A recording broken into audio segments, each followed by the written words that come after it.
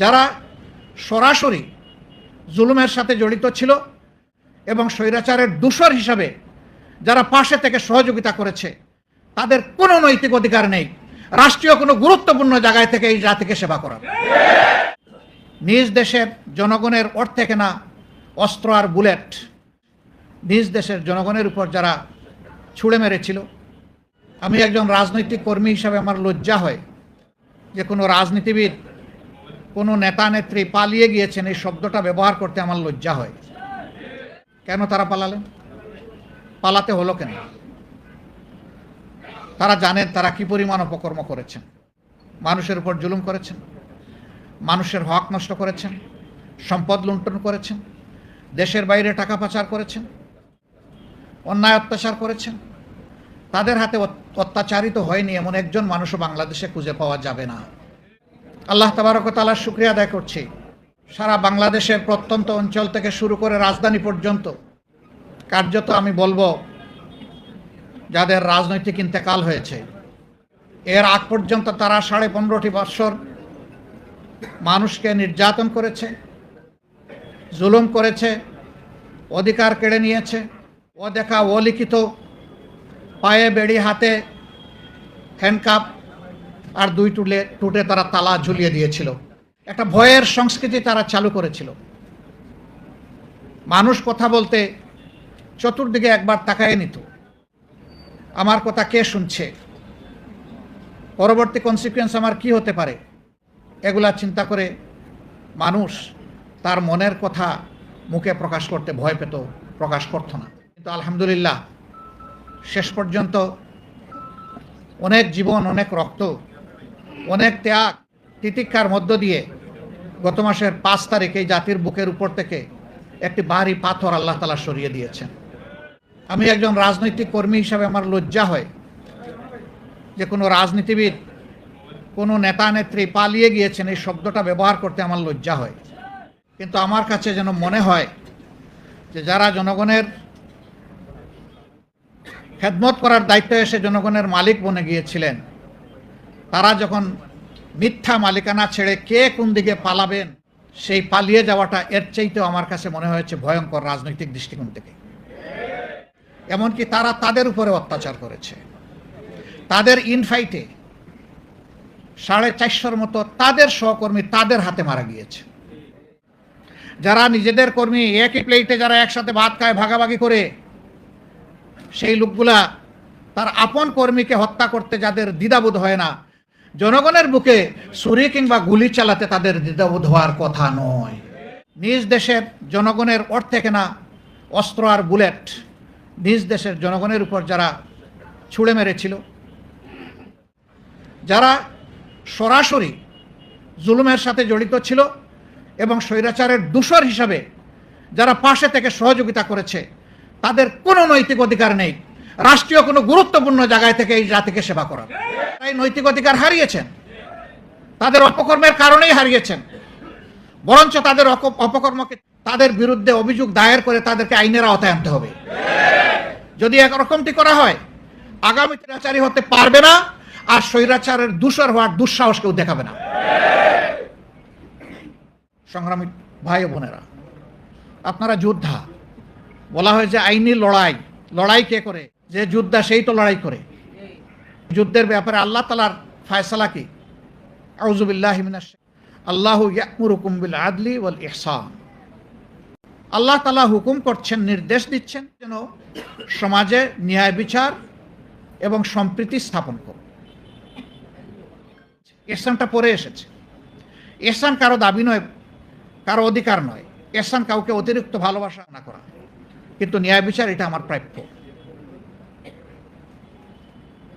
এই যে গণহত্যা, এই গণহত্যাকারী যারা, এই মাস্টার মাইন্ড যারা, সুপ্রিম কমান্ড রেসপন্সিবিলিটি যাদের, এবং যারা গণহত্যা সংগঠন করেছেন পারপিট্রেটর হিসাবে, তাদের সকলকে আইনের আওতায় আনতে হবে। আমরা আইন হাতে তুলে নেওয়ার পক্ষে নই। প্রতিহিংসার রাজনীতি আমরা চাই না, প্রতিশোধের রাজনীতি আমরা চাই না, অন্যায়ের প্রতিকার আমরা চাই। সমাজে ন্যায় বিচার প্রতিষ্ঠিত হোক, তা আমরা চাই। এরা যদি রক্ষা পেয়ে যায়, তাহলে আগামীতে এই রাস্তা, আর কিছুদিন পরপরই এইরকম গণ অভ্যুত্থানের প্রয়োজন হবে। আমরা আল্লাহর কাছে দোয়া করি এটি কোনের জন্য শেষ কোন অভ্যুত্থান হয়, আর যেন এত রক্ত ঢেলে দেওয়ার প্রয়োজন। সংগ্রামী ভাই বোনেরা, এখানে সাংবাদিক সমাজ আছে, তারা দেশে হয়েছেন, বিদেশে হয়েছেন, বিদেশেও সন্ত্রাসী গুন্ডা লেলিয়ে দেওয়া হয়েছে। আর এটা প্রত্যক্ষ করার সুযোগ আমার হয়েছিল। আমি ইংল্যান্ড থেকে ফিরবো হিথ্রো এয়ারপোর্টে, দুইজন সামনে যায় একবার, পিছনে যায় একবার, ডাইনে একবার, বায়ে একবার। আমি ডাকলাম, ডাকিয়া বললাম যে are you Bangladesh, are you angel? এখন থেকে হা করে আমার দিকে তাকায়। আমি বললাম আপনারা কি ফিরিস্তা? কেন এটা বলছেন? তো ফিরিস্তা লাগাই রাখছেন দুইজন, তা আপনারা কারা? একবার ডাইনে দেখি, একবার বামে দেখি, একবার সামনে দেখি, কারা? কিছু বলে না। আমি বললাম আপনারা কি বাংলাদেশ মিশনে এখানে আসছেন? কয় জি। তা আমার পিছনে লাগিয়ে দেওয়া হয়েছে নাকি? কিছু বলে না। আমি বললাম যে দেখেন, আপনাদের এই ঘোরাঘুরি আমার এটা অভদ্রতা, আমাকে ছেড়ে দেন, আমার পাশে ঘুরবেন না, যা পারেন ইচ্ছা করেন। নাগরিক আমি আরেকটা দেশে গিয়েছি, আমি ট্রাভেল করতে, সেখানে আমার সাধারণ একটা মানুষ, আমি আমার পিছনে। এইভাবে দেশে কিংবা বিদেশে বাংলাদেশের কোনো মানুষ, হোক সে প্রবাসী হোক সে নিবাসী, সকলের শান্তি কেড়ে নেওয়া হয়েছিল। একজন সাংবাদিক বিদেশ থেকে অন্যায়ের বিরুদ্ধে প্রতিবাদ করেছেন, তার পরিবারের সদস্যকে হেনস্থা করা হয়েছে দেশের বুকে। মা বোনদেরকেও রেহাই দেওয়া হয়েছে, তাদের ইজ্জত নিয়ে টানাটানি করা হয়েছে। আমরা নিন্দা জানাই। ক্ষমতায় বসা একজন বলতেন আমি কষ্ট বুঝি, তিনি বলতেন যে আমি মা হারিয়েছি, বাপ হারিয়েছি, এরকম সন্তান হারা মা বাপের কষ্ট বুঝি, কিন্তু প্রমাণ তো পেলাম না। আপনি শেষ মুহূর্তে দিয়ে খুনেরই নির্দেশ দিয়ে গেলেন, শেষ মুহূর্ত পর্যন্ত আপনি কামড় দিয়ে চেষ্টা করলেন। মানুষ হাজার হোক, লাখ হোক, আপনাকেই ক্ষমতায় থাকতে হবে। কেন আপনাকেই থাকতে হবে? আপনারা বলতেন যে আমরা দেশকে উন্নয়নের রোল মডেল বানিয়েছি বিশ্বের বুকে, হিংসা করে আমাদের উন্নয়ন দেখে। আরো বলতেন আমরা এখন উন্নয়নের মহাসড়কে, মোটরওয়ে। আজকে কি অবস্থা জাতির? সবগুলা ব্যাংক, আর্থিক প্রতিষ্ঠান ধ্বংস করা হয়েছে। বাঘ বাটুরা করে মা, খালা, ভাই সবার মধ্যে বানরের পিঠা বাগাবাগি করা হয়েছে। আজকে মাঝে মাঝেই শুনতে হয়, সর্বোচ্চ গার্জিয়ান ব্যক্তিটি বলেন যে কোনো সময় কয়েকটা ব্যাংক বন্ধ হয়ে যেতে পারে। কাদের কারণে? প্রত্যেকটি দেখবেন যে শাড়ির নিচে লুকানো ছিল। এদেরকে সবচাইতে বড় ডাকাতের ব্যাপারে কোনো তদন্ত যাতে না হয়, সুপ্রিম কোর্ট কিভাবে তার উপরে এমবার্গো দিল? আমরা তার বিরুদ্ধে কোনো তদন্ত চলবে না। এটা কি কোনো কোর্ট? এটা তো টেনিস কোর্ট নয় যে আপনি জাতিকে নিয়ে খেলবেন। এটা তো অ্যাপেক্স কোর্ট, আইন অনুযায়ী চলবে। কিন্তু আইনকেও দালালির চরম সীমায় নিয়ে যাওয়া হয়েছে। এই জন্য আইন অঙ্গনে দাঁড়াই একজন বিচারপতি বলতে পারেন যে আমরা শপথবদ্ধ রাজনীতিবিদ। আপনার যদি রাজনীতি করার ইচ্ছা থাকে, আপনি ওই গাউনটা ছেড়ে চলে আসেন, আপনি বারে এসে বসেন।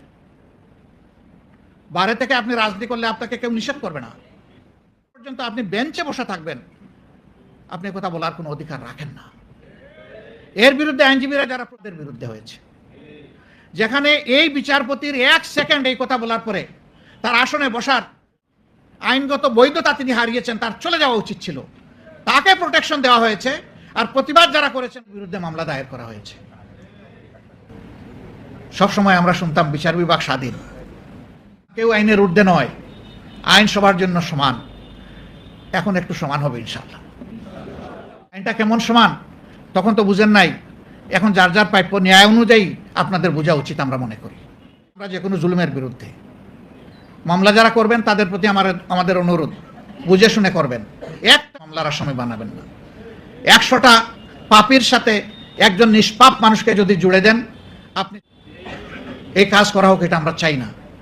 মামলা নিয়ে কোনো অন্য কিছু করা হোক, এটা আমাদের একেবারেই। এই জন্য আমরা আমাদের প্রিয় সংগঠনকে বলেছি, যদিও আমরা সবচেয়ে বেশি মজলুম, কিন্তু এই ক্ষেত্রে আমাদেরকে চরম সতর্কতার পরিচয়। এক আল্লাহকে ভয় করে কোনো মানুষের হক যাতে নষ্ট না হয়, সেই দিকে খেয়াল রেখে কেউ যদি মামলা করেন, আমরা তাদের সহযোগিতা দেবো ইনশাআল্লাহ। তাদের পাশে থাকবো, তাদের পাশে থেকে সমান তালে লড়াই করব। কিন্তু আমরা কেউ মতলব হাসিলের জন্য অন্য কিছু করছেন, আমরা তার সাথে নেই। কথা আমাদের একদম সাফসাফা। সম্মানিত আইনজীবী বন্ধুগণ, ভাই ও বোনেরা, আপনারা যে জায়গাটায় বসে আছেন, দাঁড়িয়ে আছেন, নিচে আগুন, সামনে জান্নাত। আল্লাহ রাব্বুল আলামিন তাদেরকে অগ্রিম জান্নাতের সুসংবাদ দিয়েছেন। ইয়ামুত তালাকে, ময়দানে হাসরে যে কোনো ছায়া থাকবে না, মানুষগুলা নিজের ঘামে ডুবতে থাকবে, সাঁতরাতে থাকবে। সেদিন 7 সম্প্রদায়ের মানুষ, এর মাঝে প্রথমেই বলা হয়েছে ন্যায়পরায়ণ বিচারক। আর বিচারের 2টি পার্ট, একটি বেঞ্চ, এই 2টা মিলেই বিচার। বার ছাড়া কোনো বিচার নাই, বেঞ্চ ছাড়াও কোনো বিচার নাই। সুতরাং আল্লাহ তাআলা আপনাদের যে সুযোগ দিয়েছেন, এই সুযোগের সদ্ব্যবহার করতে হবে, অপব্যবহার করা দুনিয়ার কোনো লোভে, অর্থের লোভে, পদের লোভে, পদের গরমে, অর্থের গরমে কাউকে হেরাস করা যাবে না। এদিকে এই মানদণ্ড অবশ্যই বহাল রাখতে হবে। বিশেষ করে বাংলাদেশ জামাতে ইসলামীকে যারা ভালোবাসেন, যারা সমর্থনের সাথে মিশে যারা কাজ করেন, তাদের কাছে আমাদের আন্তরিক অনুরোধ যে এই বিষয়ে আপনারা সত্যের উপর এবং সত্য থেকে এক চুল পরিমাণ আপনারা নড়বেন না। তাহলে ইনশাআল্লাহ আপনারা সত্যকে আদালতে এবং আদালের উপরে প্রতিষ্ঠিত হবে ইনশাআল্লাহ। কিন্তু সবাই যদি নড়ে যায়, নড়লো, আমি একটু কম নড়লাম, তাইলে সবই নড়ে গেল, আর কিছুই বাকি থাকলো না। এখানে কম বেশির কোনো ব্যাপার না, নড়ছেন তো আপনি নড়েছেন হবে। এই জায়গাটায় ধৈর্য ধরতে হবে। মামলা মোকদ্দমার ব্যাপারে এখানে কোনো দাবি আমি জানাবো না। দাবি জানাতে হবে কেন? যাদের ত্যাগের বিনিময়ে, যাদের বিরুদ্ধে অসংখ্য অজস্র মিথ্যা মামলা দায়ের করে হেরাস করা হয়েছে, সরকারের উচিত তাদের ওই হেরাসকারীদের বিরুদ্ধে এখন মামলা দায়ের করা। আর যে সমস্ত হয়রানিমূলক মানুষকে কষ্ট দেওয়া হয়েছে,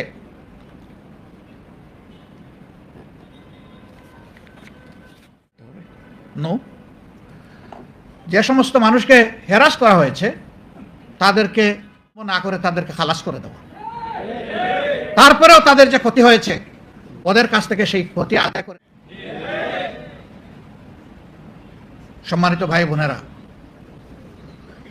সরকারের কাছে অনেক প্রত্যাশা মানুষের, কিন্তু সব প্রত্যাশা যদি অনির্বাচিত একটা অন্তর্বর্তীকালে, তাইলে নির্বাচিত সরকারের দরকারটা কি?